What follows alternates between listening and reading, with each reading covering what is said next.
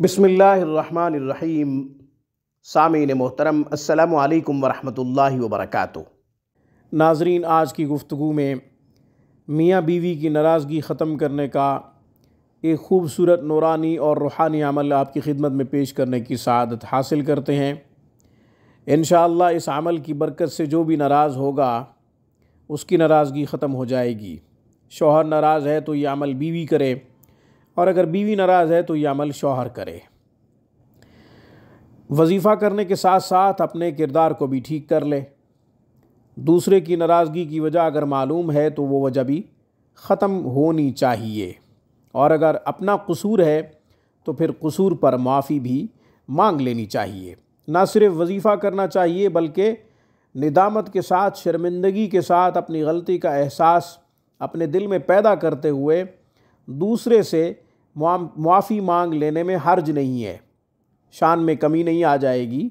और अगर बीवी नाराज़ है, शौहर ये जानता है कि उसकी गलती है तो बीवी से माफ़ी मांग ले, और अगर बीवी ये जानती है कि मेरा कसूर है, मेरी ये गलती है, जिस गलती की वजह से मेरा शौहर मुझसे नाराज़ है, तो फिर अपनी गलती पर शर्मिंदगी का इजहार भी करे और साथ साथ माफ़ी भी मांग ले, वजीफ़ा भी करे। इंशाअल्लाह मोहब्बत खूब पैदा होगी।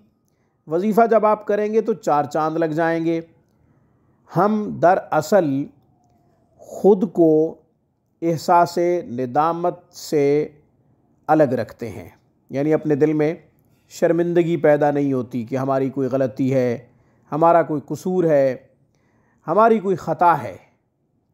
तो इससे पहले कि हमें ये कहना पड़े कि लम्हों ने ख़ता की, सदियों ने सज़ा पाई, माफ़ी मांग लेनी चाहिए। तो नाज़रीन, अब हम वजीफ़ा की तरफ आते हैं। वजीफ़ा के साथ साथ इस्लाह भी ज़रूरी है।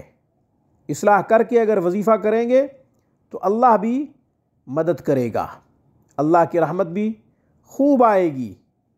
अल्लाह अपने ख़ास फ़ज़ल के साथ रहमत का मामला फ़रमाएंगे। और अगर हम अना पे कायम रहे, मुतकब्बिर बने रहे, ज़िद पे अड़ गए, तो फिर अल्लाह जल्ल शानुहु की मदद भी नहीं आती, रहमत खुदावंदी भी मुतवज्जे नहीं होती, रहमत खुदावंदी भी रूठ जाती है। अल्लाह ताला आजिज़ी को बहुत पसंद फरमाते हैं। इसलिए हुज़ूर अलैहिस्सलातु वस्सलाम ने फरमाया, मन तवाज़अ लिल्लाह रफ़अहुल्लाह। जो शख्स आजिज़ी इख्तियार करता है, अल्लाह उसको रिफ़ातें अता फ़रमाते हैं, अल्लाह उसको बुलंदियाँ अता फ़रमाते हैं। अब वजीफ़ा समात कर लीजिए, इस पे अमल कीजिए। बीवी नाराज़ है तो शौहर करे, शौहर नाराज़ है तो बीवी करे।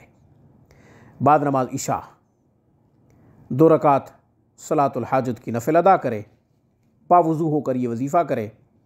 दुरूद इब्राहिमी 11-11 मरतबा अव्वल आखिर ज़रूर पढ़ ले।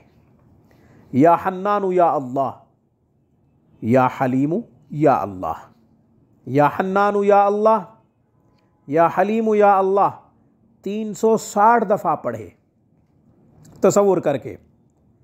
अगर बीवी दूर है तो तसव्वुर कर ले, और अगर बीवी पास है तो फिर किसी खाने पीने की चीज़ पे दम कर ले। पानी पे दम कर सकता है, किसी खाने की चीज़ पे भी दम कर सकता है। बीवी को खिला दे, पिला दे।